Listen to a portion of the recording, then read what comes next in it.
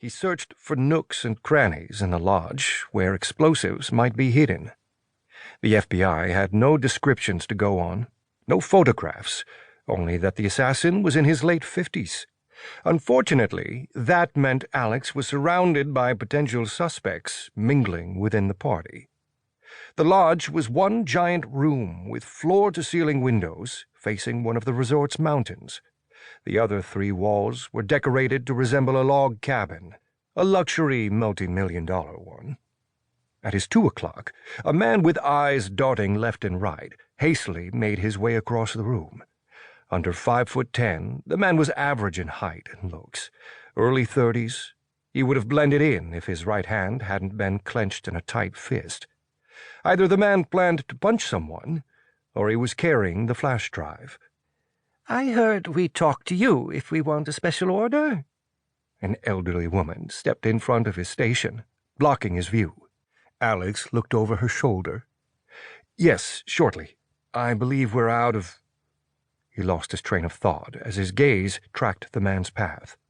A glittering party clutch sat upright at one of the tables, open and waiting. 6 feet away from the table, a woman in red laughed loudly at something another woman said. "We're out of some ingredients. I'll go and get them from another station. Please check back in a few minutes." He stepped out from behind the station and barely registered the irritated huff. "Pardon me." He jostled in and out of groups in his way, fighting to keep his eye on the one-fisted man. "Do you need something?" A waiter blocked his path. "You left your station." "Yes, I need to grab something from another chef. I'll be right back." Like running through a complicated football play, Alex spun right and darted left to avoid colliding with other guests. There, the man's fist released right over the top of the clutch. The slightest reflection of silver confirmed his suspicions. Alex reached into his white chef's jacket and grabbed the flash drive he'd prepared. Except the woman in red was starting to turn around, no doubt to retrieve the clutch now that the handoff had been made. Alex had to stall her. He slipped his left foot out, and a man tripped over him, diving headfirst into a group of 4. The exclamations drew attention, and just as he'd hoped, the woman in red watched, her brow furrowed. Alex darted behind her, made a one-handed switch, and continued to the chef's station closest to her table. "I need salt at my station," he said. "Then get it from the kitchen. I need mine." The chef scowled before beaming at an approaching guest. Alex didn't mind at all. Mission accomplished. The woman turned back to her purse and, seeing the flash drive Alex had placed there, closed the clutch and smiled. She hadn't noticed him make the switch. Good. Tonight, they would finally bring the firecracker to justice. There were 2 men staring right at him from across the room. They had broad shoulders under their tuxedos and matching gaits as they started toward him. Alex didn't think they were the Idaho State Troopers that were typically assigned to the governor. The telltale wrinkle in their jackets gave him pause. Armed. Unfortunately, Alex had been searched for security reasons before being allowed to enter as a chef.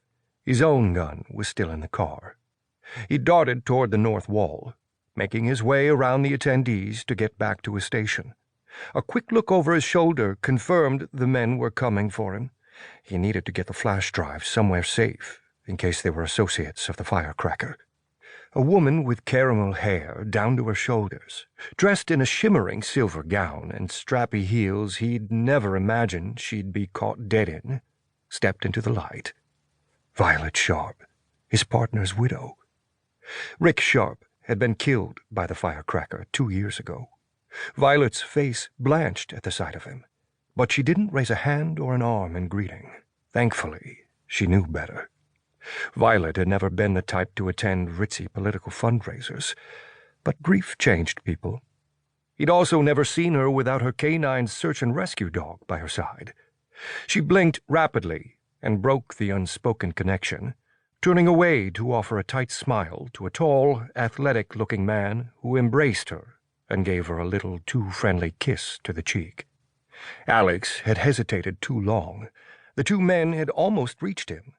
He continued his path toward Violet and bumped into her shoulder. "Hey,